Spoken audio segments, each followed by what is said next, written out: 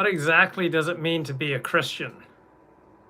All right, we've got Kenneth Brown, young Christian, but what exactly does it mean when you've got these trads who say that they're Christians? Like Godward Podcast, his whole worldview apparently revolves around being a Christian. So what exactly does it mean? Is there anything that accompanies that? And what got me thinking is a tweet by Yoram Hazony today. Some of my favorite crusading whip-smart millennials are on a mission to revive religion for their generation. I'm full of love and admiration for all of you. God bless. But why are your mouths so full of obscenity and lewdness? Do you think this draws people to God?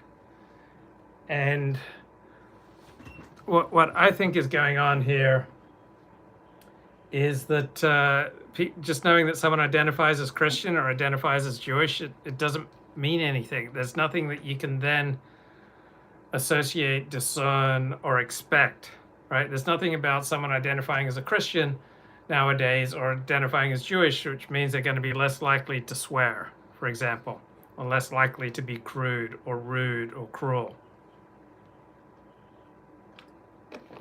So for many trads, right, being a Christian it simply means that they hate Jews. But if it's socially unacceptable to say what you really believe, then you have to use code. So for many people on the distant right, identifying as Christian simply means you hate Jews, you hate Muslims, you hate black people, you hate homosexuals, you hate transgendered. That's going to be the sum total of your Christianity. Like if it's socially unacceptable to say that you hate various groups, then you can just say, oh, I'm trad, I'm Christian. So if you watch Godward Podcast, his videos, or his Twitter feed, there's nothing in there about his personal relationship with Jesus Christ, of which I'm aware. Right? There's nothing like inherently Christian there. What it seems like he's done is that he sees minority groups enjoying strong in-group identity, and he's like, oh, I want that, so I'm going to identify as Christian so that I can enjoy the benefits of a homogeneous society that works. He wants, I would assume, a coherent, cohesive society, and he sees that adopting Christianity is the best path or most plausible way to advocate for a coherent and cohesive society. Like Kenneth Brown. I mean, there's nothing that vibrates Christian from him in the way that I understood Christian growing up as an evangelical. And I think Kenneth Brown talks about his personal relationship with Jesus Christ, or talks about being born again, or really just Christian is a socially acceptable way to say, I hate Jews, I don't want Muslims in my country, I stand for traditional values, but there's nothing like particularly Christian in what has traditionally been understood as Christian in the thought of Godward Podcast or Kenneth Brown or Nick Fuentes. So who are you to say everyone hates? Well, first of all, everyone does hate. If you love anything, you're going to hate that which opposes it. Now, if it's socially unacceptable to say that you are for voter repression, all right, socially unacceptable in the United States to say that you're for voter suppression. So instead, you're going to want to use rhetoric that doesn't advocate explicitly for voter suppression, but instead advocates for voter integrity or restoring confidence in the electoral system. Now, you're using dishonest rhetoric to support voter suppression. And I'm not taking any moral stand here for or against voter suppression. So I'm quite happy to have voting made more difficult. So the United States is the only industrialized country with over 10% of its population is black. Blacks vote 90 to 95% for Democrats. Of course, Republicans, in their own self-interest, will want to reduce the black vote. But they can't explicitly say, we are for reducing the black vote. So who is that political operative who worked for Reagan and Lee Atwater. Okay, remember Lee Atwater? So he gave an interview and he talked about his perspective. He said, you start out in 1954 by saying N-word, N-word, N-word. By 1968, you can't say N-word, that hurts you, that backfires. So you say stuff like, we're against forced busing, we're for states' rights and all that stuff, and you make, instead of saying N-word, N-word, N-word, you just make things more abstract to make them more socially acceptable. So you start talking about cutting taxes. But really, what you're saying is get the N-word. All these things you're talking about are these totally economic things, abstract things, marginal tax rates. But the byproduct of them is blacks get hurt worse than whites. So when we want to cut this, we want to cut this social welfare program, that's much more abstract than even talking about busing. And it's a heck of a lot more abstract than saying N-word, N-word, N-word. When it's socially unacceptable to say N-word, N-word, N-word, you talk about marginal tax rates and cutting social welfare spending and states' rights, but it's the same thing as saying N-word, N-word, N-word.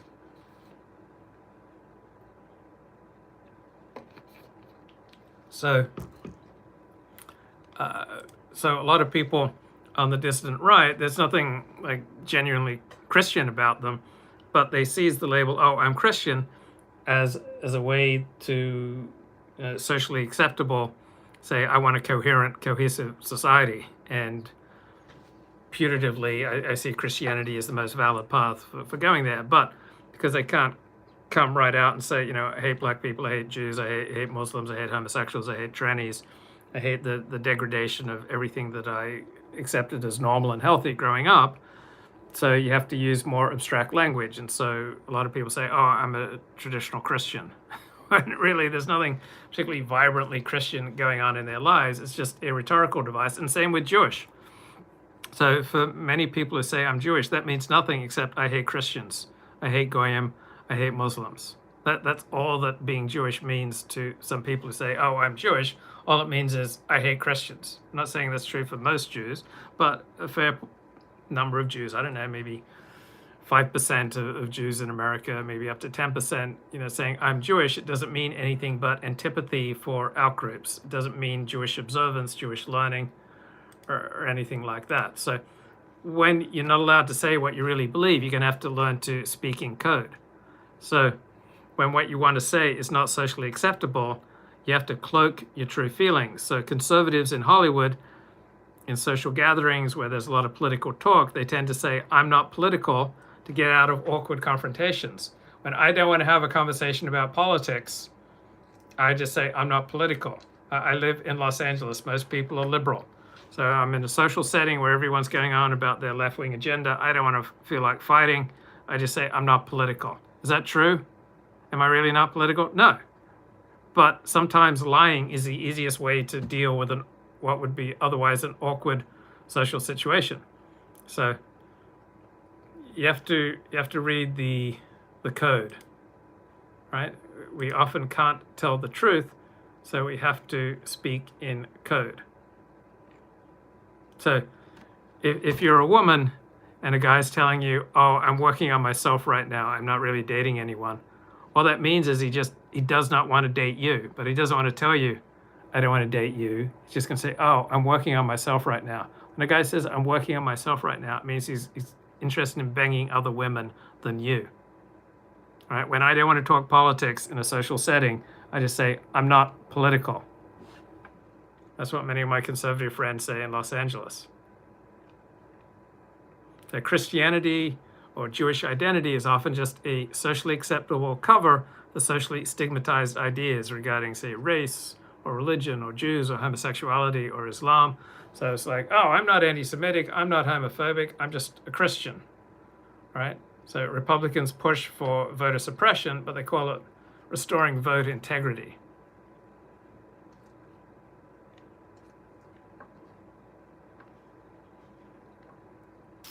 Okay, so I'm reading this terrific Janet Malcolm book, Psychoanalysis, the Impossible Profession. So Freud came up with this idea of transference, that we don't encounter people as they are, but we see them through the prism of our genetics and our early childhood experience and the imprinting that we got growing up. And so until Freud's discovery that often the person who's being analyzed falls in love with her analyst, and there was one Hollywood actress who married her psychiatrist, I'm blanking on the name, but until Freud's discovery of transference, psychotherapists had been haunted by the possibility of erotic complications in their psychoanalytic work. But now they could feel reassured that they could just tell the patient that she's suffering from transference. So some psychiatrists used to take this transference personally, but Freud discovered transference as a result of the importunities of his importuning patient. And so Freud's discovery, according to Janet Malcolm, is the difference between ordinary intellect and genius. So Freud likens the feat of the patient who just suspends all his critical facilities and says everything and anything that comes to his mind, regardless of its triviality, irrelevance, or unpleasantness, to that of the poet during the act of creation. So what the heck are we doing here? We got a relationship. This isn't primarily about information. This isn't primarily about entertainment. But just like some people like to play basketball, and some people like to pray in a minion, and other people like to play computer games. So I could be playing an online game of chess right now, or some computer game, and you could be watching, right? There are a lot of live streams where people just play video games. But on my live streams, I like to bring you the best of my values combined with the best sources of information. And then you come into the chat and you bring the best of your values and the best sources of your information. And I allege certain facts, you allege certain facts, then we provide sources. Then we try to analyze the facts. We try to make some sense out of the buzzing, incoherent messiness of reality by sharing theories that make, reality, which is otherwise confusing, make it manageable, right? And so if we were kids, we'd be throwing a ball back and forth right now, or we'd be pushing each other or punching each other or competing on a playing field. Now we're competing on a different playing field on the internet. So we bring our values and our best sources of information, the most startling facts, and then we try to compete who can come up with the best models of reality that are most true to reality and provide the most interesting analyses, the most interesting theories that provide something to ponder, the theories that explain what is otherwise unexplainable.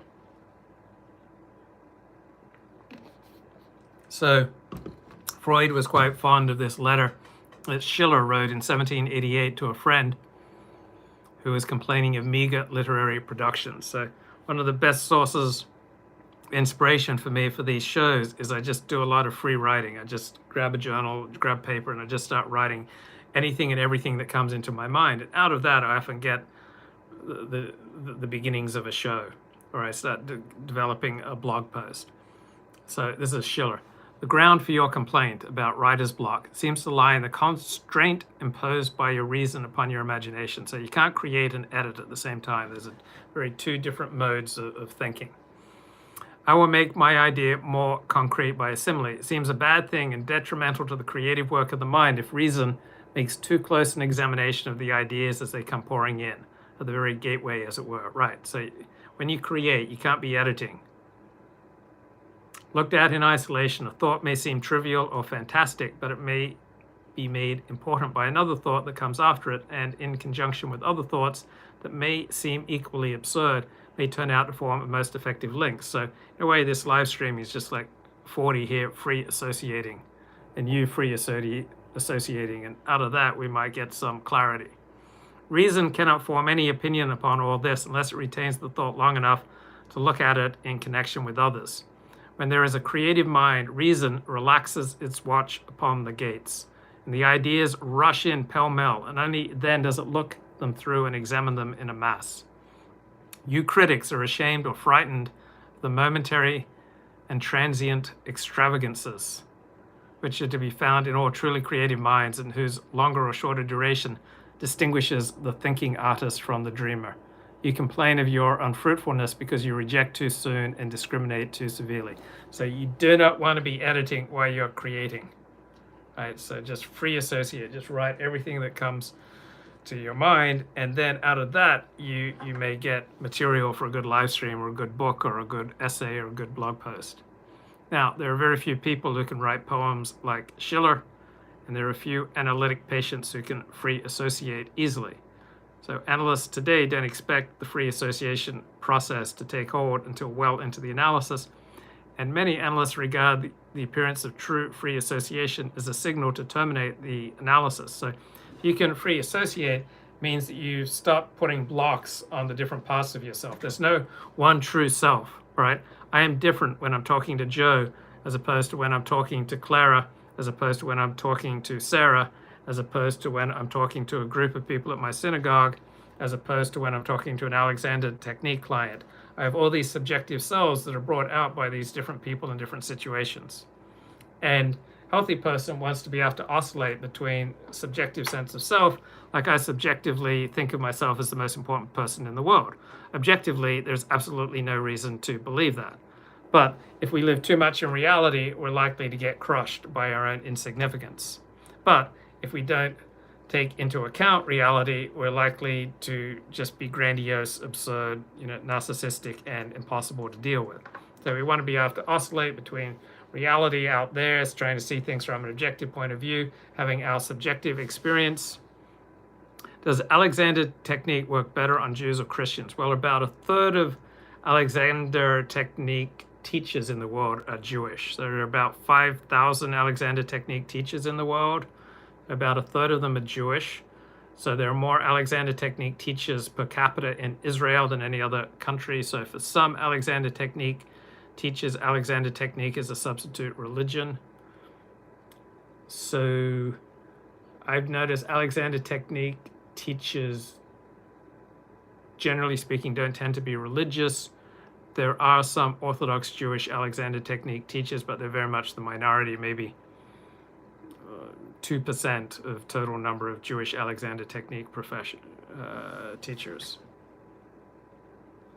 So Freud developed 3 ways into the human psyche: free association, dreams, and the Freudian slip. So the various small faulty actions or parapraxes, slips of the tongues, misreadings, forgetting of names, losing and breaking of objects, by which we daily betray ourselves. So just a few excerpts there from this terrific 1982 book by Janet Malcolm, Psychoanalysis, The Impossible Profession. So I've been listening to a terrific book on World War II called Pacific Crucible, War at Sea in the Pacific, 1941 to 1942. It is a trilogy. The top. This is Audible. And it's on Audible. To Captain Mahan, the lecturer at the newly founded U.S. So whenever I need to take a break, I'll just play a little. Job at once.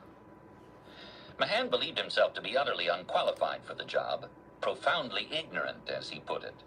But he had a voracious appetite for knowledge and a monastic temperament that suited him to long hours of solitary study. He pillaged bookshops, haunted libraries, and bored through hundreds of years of history, the ancient Greeks and Romans, the colonial rivalries of Britain, Holland, France, and Spain, the rise and fall of Napoleon. I tackled the job much as I presume an immigrant begins a clearing in the wilderness, not troubling greatly which tree he takes first, he later wrote. I laid my hands on whatever came along, reading with the profound attention of one who is looking for something. One afternoon in the fall of 1885, while working in the library of the English Club in Lima, Peru, where his ship had put in, Mahan was engrossed in a history of the Punic Wars of Rome and Carthage in the 2nd and 3rd centuries BC. A question entered his mind, arriving with the force of a revelation. What if Hannibal had invaded Italy by sea, rather than by the long overland route through Spain and the Alps? Would Rome have fallen and the entire course of Western history been diverted? The light dawned first on my inner consciousness, he wrote, that control of the sea was an historic factor which had never been systematically appreciated and expounded. His mind took hold of the idea and did not let go, and soon afterward he began to write. The press of time required that he complete his Naval War College lectures in time for the fall of 1886, and the trial of putting his ideas into words forced him to clarify his essential thesis. As the pages flew, he recalled, "Every faculty I possessed was alive and jumping." The lectures were committed to paper by September of 1886 and subsequently published by Little Brown under the famously stilted title, "The Influence of Sea Power Upon History." The timing was propitious. Industrialization and technological change had prompted many nations to begin overhauling their fleets. National rivalries and imperial ambitions, especially among the great powers of Europe, threatened to provoke the mother of all naval arms races. The world was grasping toward a better understanding. Okay, so I don't know if you ever read Stuart Schneiderman's blog. He's a retired psychiatrist.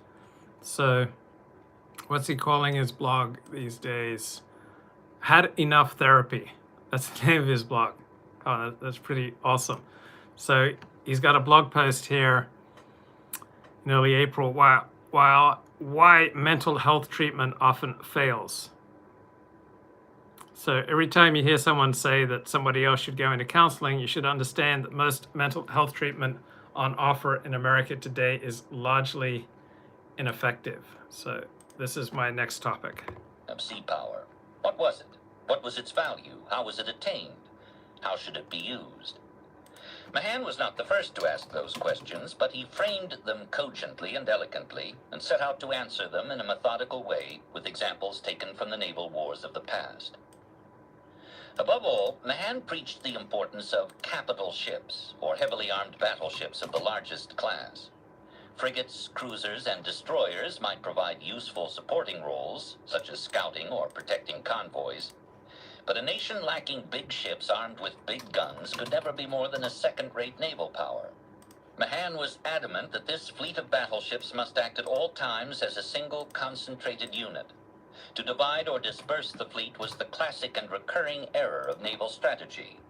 Okay, so this Stuart Schneiderman blog post from his blog, Had Enough Therapy. And he notes that most of what's on offer in the mental health industry is just ineffective. And he links to an essay by a New York Times science writer, Benedict Carey. And he notes, I've been reporting on mental health issues for 20 years. Can't help wonder why researchers have placed so little emphasis on helping people in distress today.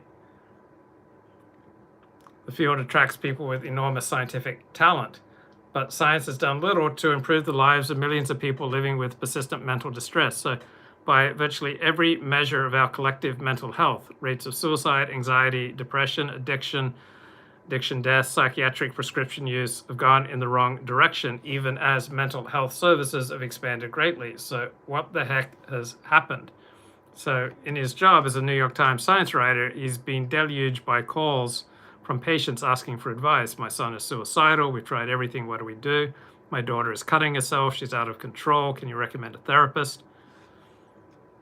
And so as a science writer for the New York Times, he tries to decode the psychiatric jargon.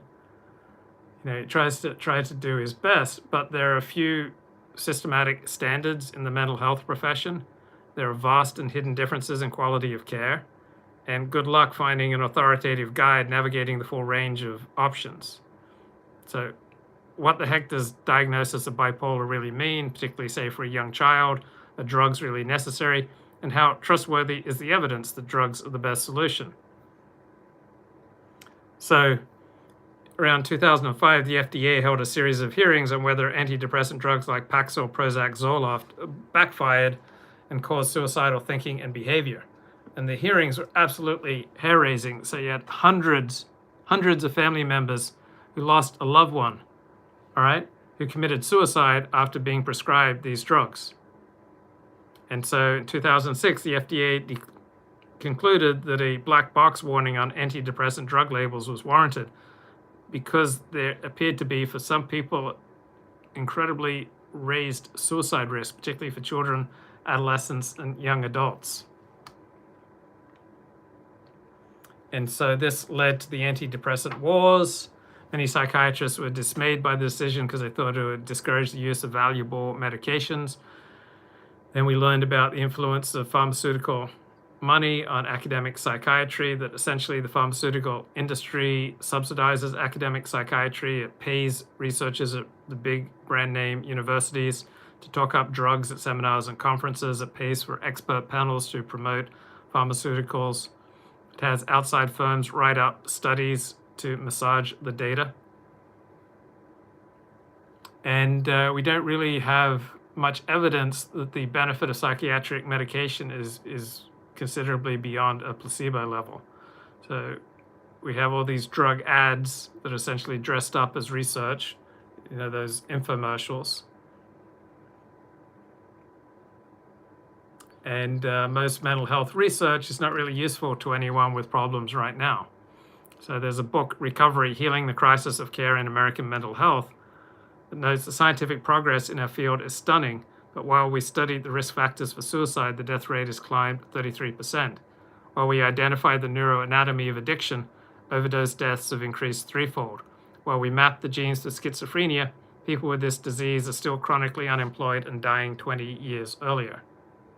So we've got all these enormous sums of taxpayer money going into biological research aimed at someday finding a neural signature or a blood test for psychiatric diagnoses. So virtually no psychiatric diagnosis has a blood test or a laboratory finding. It's incredibly subjective.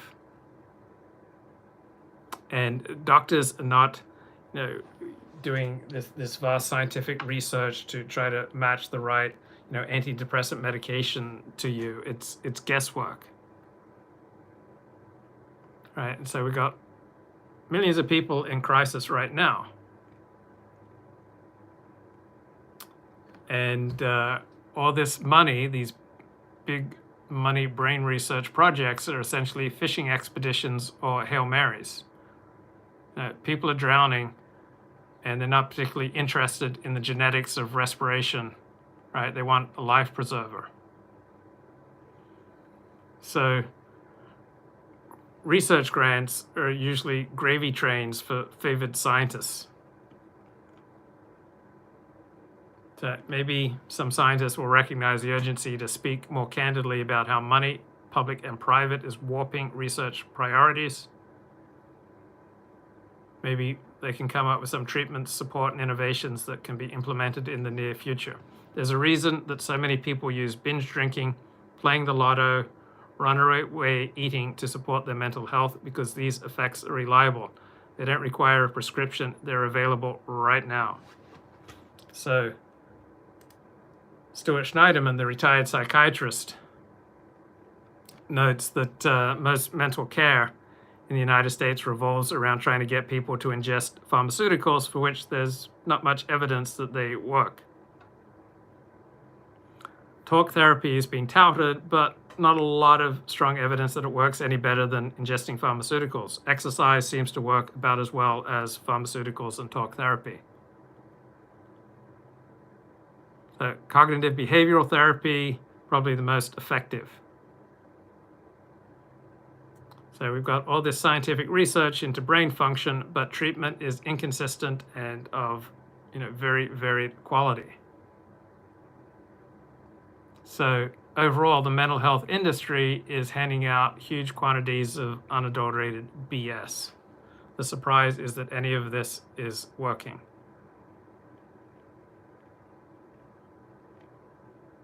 So Prozac and SSRIs have helped some people. They've driven other people to suicide. And what they do with everyone who's on these for a long term is they shrink the brain. So the most effective treatment for addiction, says Stuart Schneiderman, involves 12-step programs. They derive from spirituality and religion and not from science. So regularly attending religious services does tend to be beneficial for your mental health. You become part of a community. We need other people. So if you have fewer than 6 friends in a church or a synagogue, you're quite likely to leave. But if you have half a dozen friends, you're unlikely to leave. Whatever the doctrines, whatever the things said from the pulpit, what it boils down to, the quality of your friendships. So aerobic exercise, yoga, beneficial for your mental health. We need other people. Socializing is good for our mental health. Thinking that your goal in life should be individual, autonomous, independent self-actualization is a formula for trouble. One Love is back. Cognitive behavioral therapy seems to be beneficial. Yes. So I don't know a great deal about Stuart Schneiderman, but he certainly seems like an interesting bloke. So reading an article here by Marcia Engel, What Constitutes the Good Life, in the New York Review of Books. For $10, I bought a year subscription and I get access to like 20,000 articles that they've published over the past 50 years. So she wrote in 2010, as they age, women tend to become more psychologically independent, while men, as they age, tend to become more psychologically dependent, particularly when they retire and spend more time at home. I think that's interesting. So hormonal changes tend to feminize husbands and tend to masculinize wives. And apparently the empty nest for couples tends to be more of a blessing than a burden. So it seems that old age tends to take men by surprise. It sneaks up on them. By contrast, women are all too aware of aging, starting with their first gray hair or wrinkle. So usually, on average, a 20-year-old woman is not as attractive as she was when she was 17. And 22-year-old woman is rarely as attractive as she was when she was 20. So by age 18, women become keenly aware of aging, but it usually only hits men in their 50s. So by the time women are in their 50s, they're well accustomed to the losses that come with age, so perhaps make them better able to help and support their husbands, as the men find that having been a master of the universe is no protection against old age. So I got more to say on these topics. I just need a quick break. Again and again, throughout the pages of history, a united fleet had hunted down and destroyed the scattered elements of a divided fleet. To those, Mahan added a third precept, an emphasis on the offensive. The battle fleet should not be deployed as a kind of coast guard to be kept close to one's harbors. A navy's supreme purpose, he declared, must be to range across the oceans, relying upon secure overseas bases if necessary, to hunt down and destroy the enemy fleet. War, once declared, must be waged offensively, aggressively. The enemy must not be fended off, but smitten down. The enemy must be met and destroyed in a decisive battle, like those of Salamis, Actium, Lepanto, the Nile, or Trafalgar. Okay, so this is from an Audible book based on a trilogy, Pacific Crucible, War at Sea in the Pacific, 1941 to 42, when I need to gather my thoughts. Anyway, I want to talk about a 2006 article in the New York Times. An analyst questions the self-perpetuating side of therapy. And Daniel says in the chat, men are more likely to be content as they age, while women are usually not content with life in old age. Well, I do think that pretty clear that aging is more difficult for men, that women start coming to terms with aging by about age 18. Well, it doesn't really hit men till their 50s. So as men age, they tend to become more dependent. As women age, they tend to become more independent. In general, though, women are much more expressive of their feelings, and so women will feel more free to complain than will men. Okay, so here's an analyst who published a book, Practical Psychoanalysis for Therapists and Patients. And his name is Benedict. Oh, this article is by Benedict Carey, who wrote the previous New York Times article. I saw it, and the analyst is named Owen Rennick. So he says that psychoanalysis is in great decline. Psychoanalysis began as open-ended inquiry, but has become a self-perpetuating guild mentality that is its ruin.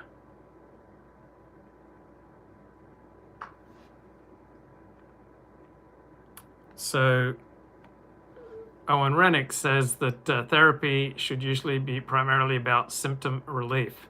He says there's a tendency among psychoanalysts to pursue self-awareness as a goal in itself rather than as a means to an end. So originally the idea that was that through self-understanding you would then get relief from your symptoms that would otherwise be impossible to treat. But if you don't require that self-awareness be validated by symptom relief, there are two destructive consequences. The first is scientific. You have no independent variables to track, see whether you're doing anything. You just set up a circular situation in which the analyst theory determines what's found in analysis. Then there's another consequence. The process can just go on forever with all the temptations that go for that. The analyst just wanting to make money, the analyst wanting to feel powerful, important, feeding his narcissism. He can't admit failure, just feeding his vanity. So the therapy becomes an esoteric practice of proselytizing rather than a discipline. And that's why fewer and fewer people are going to analysis. It's like Alexander technique. So I teach the Alexander technique. Probably the most common question that Alexander technique teachers get from prospective students is, how many lessons will I need? So there are three basic reasons why people take Alexander technique lessons. So Alexander technique is a method developed by an Australian actor. The method's about 120 years old, and it's a technique for noticing your reactions to stimuli and letting go of the reactions that don't serve you. So it's a technique of subtraction, of subtracting unnecessary responses to stimuli. So people take Alexander technique lessons for three reasons on average. One, for relief of pain. They've got these interfering tension patterns that are causing them physical pain. Two, to achieve a higher level of performance, whether it's in public speaking or in sports, any level of higher performance. And then three, for personal growth, to grow as you notice your subjective, unthought through inherent reactions to stimuli that are getting in your way and aren't serving you. So how many lessons will you need? It depends on what the goal is. And then it depends on how much you implement what you learn. So Alexander technique is an educational process. It's not something that's done to you. So it's up to you to implement what you learn. So some people may need 30 lessons to learn things that other people grasp in 3 lessons. Generally speaking, I have found that women grasp the Alexander technique more quickly than men because women are more embodied. Like men are more likely to live in an abstract world.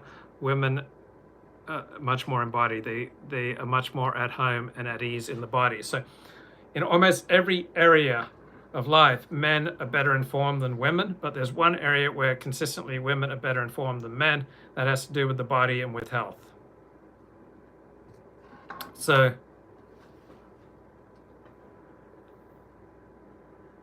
how many Alexander technique lessons do you need? Well, it's going to depend on how readily you assimilate the lessons, how readily you're able to practice them, and then what your goals are. If you have a goal of being a better person, then it's hard to say the number of lessons that you might need. Now, you might have one interfering tension pattern that's making it impossible for you to wear high heels. So half a dozen Alexander technique lessons may very well give you the information you need to wear high heels without causing yourself a great deal of pain and injury. You may be losing your voice, and you may get what you need in half a dozen, or it might take 20 or 30 or 40 lessons. So it's really hard to tell how many Alexander technique lessons you'll need, because it will vary with people.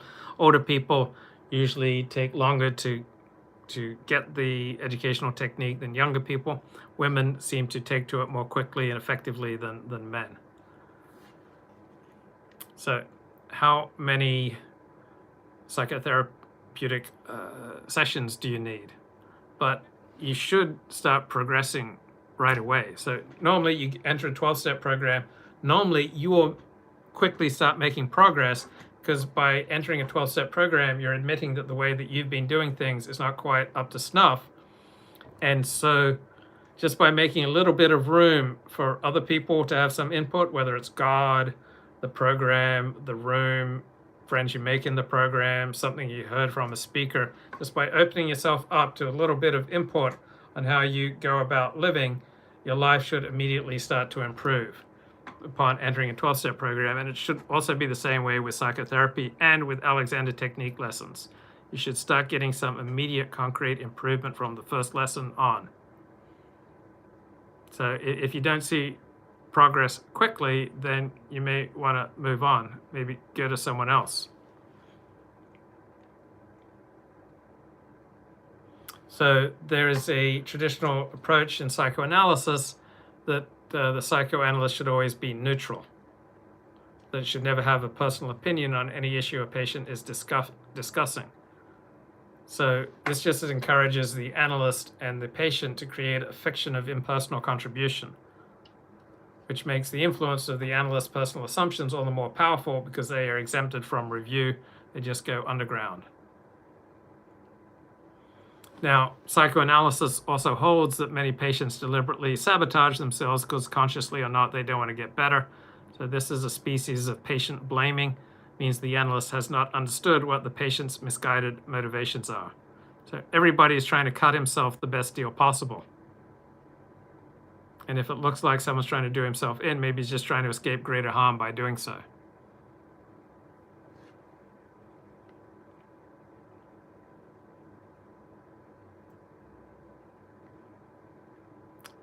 So psychoanalysis is not a science. Doesn't necessarily mean coming in 5 days a week. Doesn't mean free association. It means getting to know yourself better. So you may want to know about how the National Football League works, or how vitamins work, or how your back works. Now, why wouldn't you want to know how your soul works? And that's why I like free writing, morning pages. The Artist's Way by Julia Cameron. That's a great book. By writing, we get a mirror to our mind. So I spent about 10 years in psychotherapy, and in part it was to get a mirror to my mind and get inspiration for my writing. Let me gather my thoughts here. An engagement in which the victors sink or capture all, or substantially all, the enemy's ships, putting an end to his ability to wage naval war. Big ships with big guns concentrated into a single undivided battle fleet and infused with an overriding purpose to wipe the enemy off the face of the sea. That was Mahan's formula for sea power. Recognition came quickly and globally. Reviews were adulatory, and admiring letters poured in from around the world. Influence and his subsequent works were swiftly translated into French, German, Japanese, Russian, and Spanish. Okay, so I'm reading the New York Review of Books archives at nybooks.com. I'm reading a lot of the essays by Frederick C. Cruz. He's written a lot of deconstruction of psychoanalysis, deconstruction of Freud. So in 2007, he publishes an essay here talking back to Prozac, and he reviews 3 books. 1, The Loss of Sadness, How Psychiatry Transformed Normal Sorrow into Depressive Disorder. 2nd book, Shyness, How Normal Behavior Became a Sickness. And the 3rd book, Let Them Eat Prozac, The Unhealthy Relationship Between the Pharmaceutical Industry and Depression. So he begins his essay noting in summer of 2002, the Oprah Winfrey Show was graced by a visit from Ricky Williams, the Heisman Trophy holder and running back extraordinaire of the Miami Dolphins. He was there to confess on national television that he suffered from painful and chronic shyness. Oprah and her audience were sympathetic. If Ricky Williams, who's been anything but shy on the football field, was in private a wilting violet, how many anonymous citizens would say the same if they could only overcome their inhibition long enough to do so? So to expose one's shyness to what Thoreau once called the broad, flapping American ear would itself count, one might think, as disproof of its actual sway over oneself. But football fans knew that Ricky Williams was no voluble Joe Namath. There he was before the cameras, risking an anxiety attack for the greater good. The case of encouraging fellow sufferers from shyness to come out of the closet, to seek one another's support, and to muster hope that a cure for their disability might soon be found. But little what we see on TV is quite what it seems. Ricky Williams had an incentive. He was being paid vast sums of money for overmastering his bashfulness. The pharmaceutical corporation GlaxoSmithKline, GSK, through its public relations firm, was paying him not to tout its antidepressant Paxil, but simply to declare on Oprah and other shows, I've always been a shy person. Now, why would it be worth hundreds of thousands of dollars to pay someone like Ricky Williams to go on Oprah and say, I've always been a really shy person? Well, because drug makers earn enormous profits, and they always need to find new markets, new applications for their products. So if these uses don't turn up through experimentation or serendipity or scientific research that they fund, then they can be conjured up by condition branding. That is, coaching the masses to believe that one of their normal stressful states is actually a mental health disorder requiring medication. So you can also call this astroturfing, the priming of a faux grassroots movement from which a spontaneous-looking demand for the company's miracle drug cure will emanate. 2 years after he had broken into print, Mahan was acclaimed as the most influential scholar of sea power ever to have picked up a pen, and a foreign policy sage whose statements were parsed and pondered and brooded over as if they had been handed down from Mount Olympus. From 1892 on, everyone quoted him, wrote an admiring Frenchman, and those who debated the subject endeavored to show their views were in agreement with his. In Britain, it was said that every officer in the Royal Navy had either read the book or was pretending that he had. Prime Minister William Gladstone labeled Influence the book of the age, and in the Houses of Parliament, Mahan's name was thrown around in such a way as to cut off all debate. In 1894, Mahan received honorary degrees from both Oxford and Cambridge, and at a Royal Navy Club banquet, a toast was offered. We owe to Captain Mahan the £3 million sterling just voted for the increase of the Navy. The audiobook doesn't help me focus. What it does do is allow me to take a break. I like to write timestamps to my videos, so when people listen to this back as an MP3 on my SoundCloud or on iTunes, they can get timestamps so they can go to the sections that interest them. So unless I write down timestamps as I go, I'm not going to be able to capture them accurately. Also, by playing some random audiobook, it allows me to throw down the links that I'm talking about to the articles, essays, books that I'm discussing.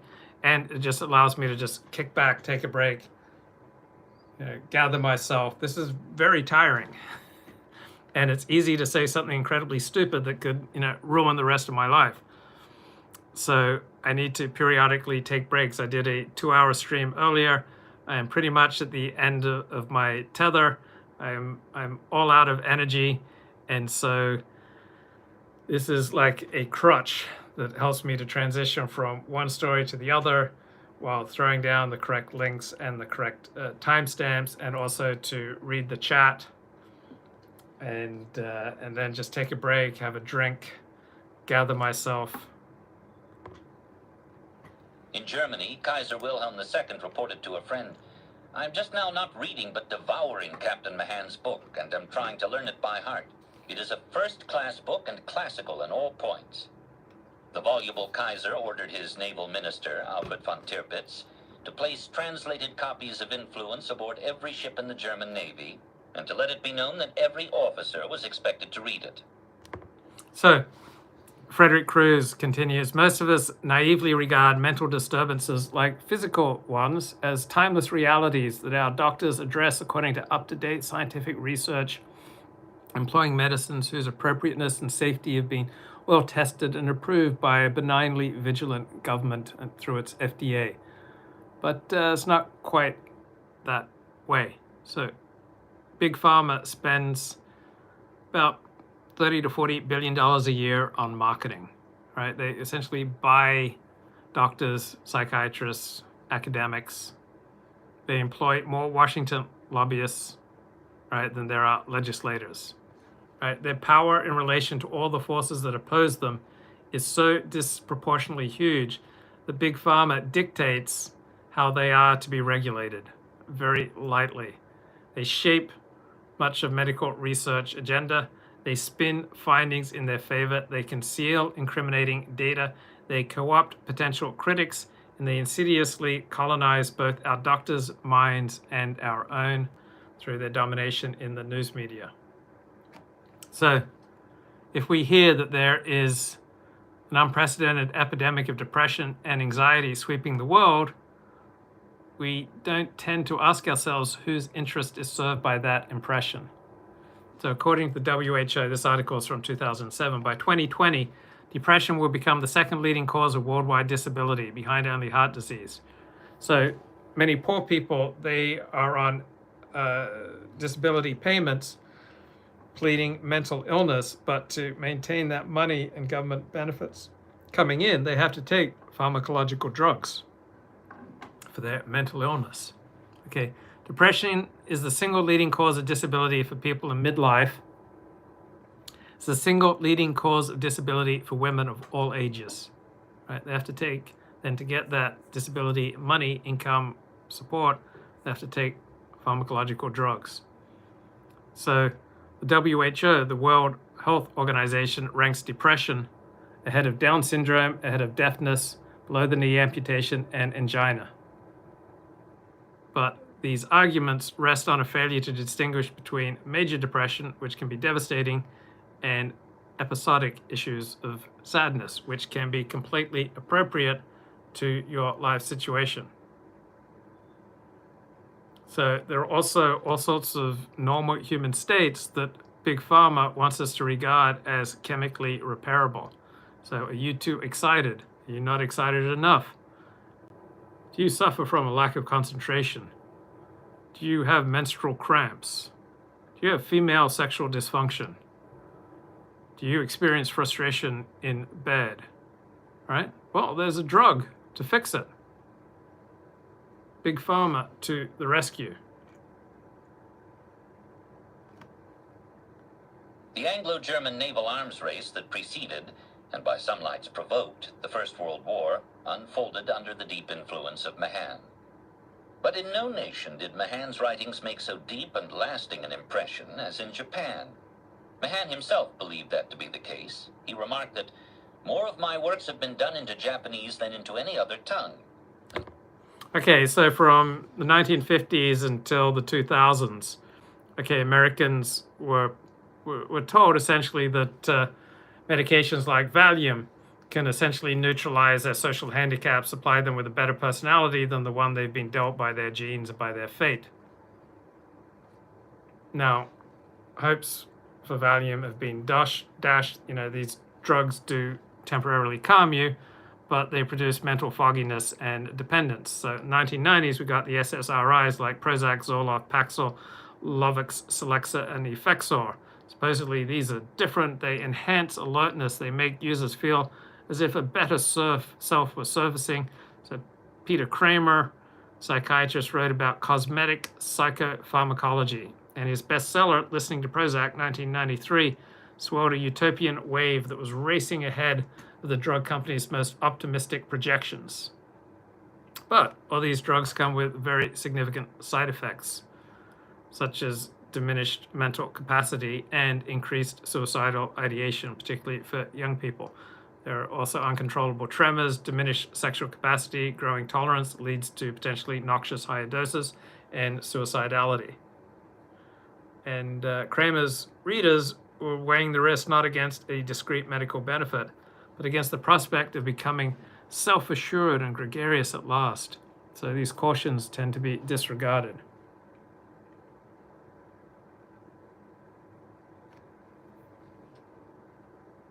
So Peter Kramer's 2005 book, Against Depression, talks about it as a galloping plague, the most disabling illness, the costliest.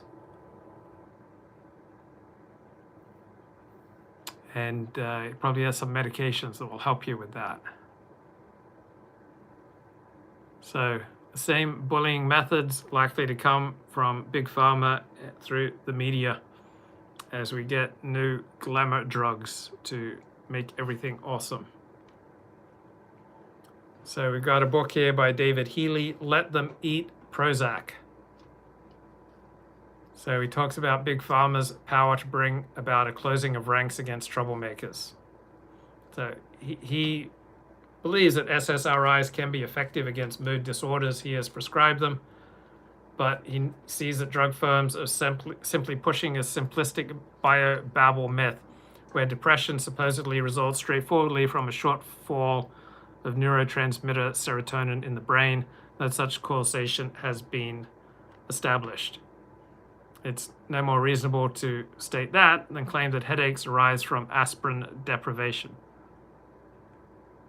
So Big Pharma wants you to believe, I feel bad, I must lack serotonin in my brain. These serotonin boosting pills will surely do the trick.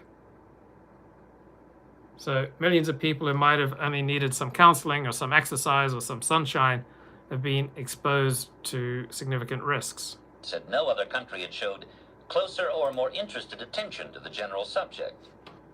In 1894, influence was translated and distributed through the Association of Imperial Japanese Navy Officers. Both the Navy and Army staff colleges adopted it as a textbook. Copies were presented to the Meiji Emperor and the Crown Prince, Yoshi. So the risks from SSRIs include, suicidality, horrific withdrawal symptoms, dizziness, anxiety, nightmare, nausea, constant agitation.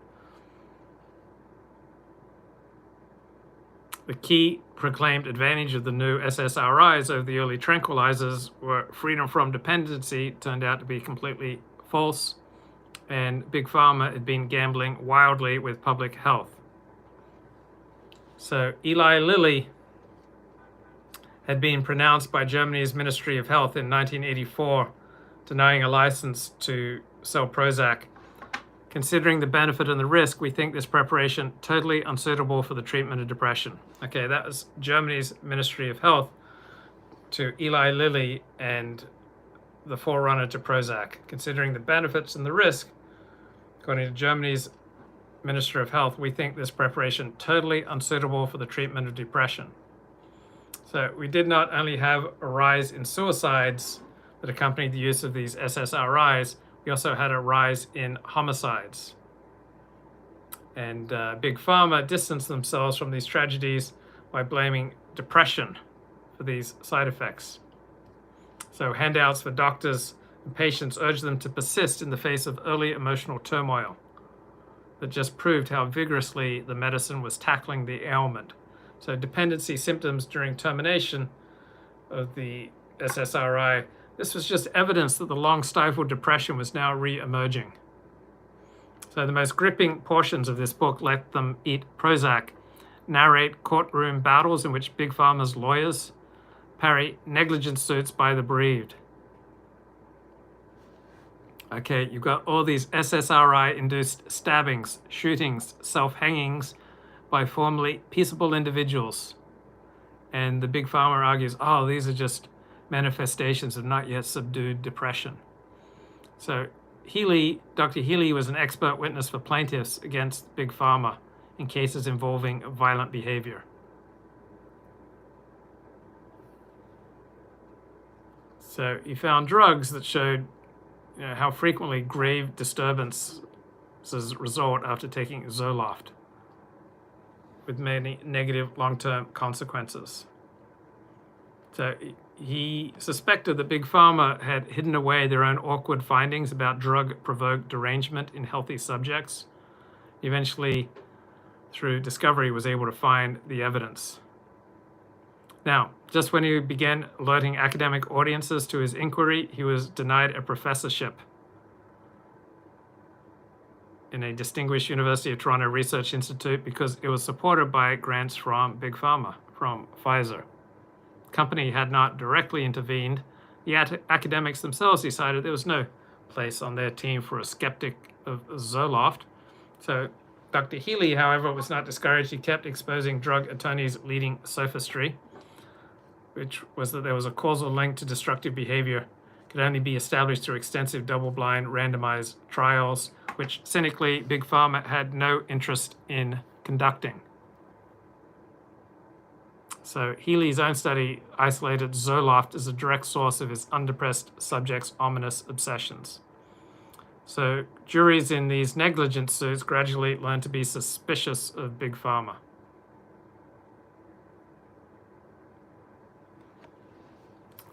Eventually, Eli Lilly bought out the marketing rights to a near relative of Prozac.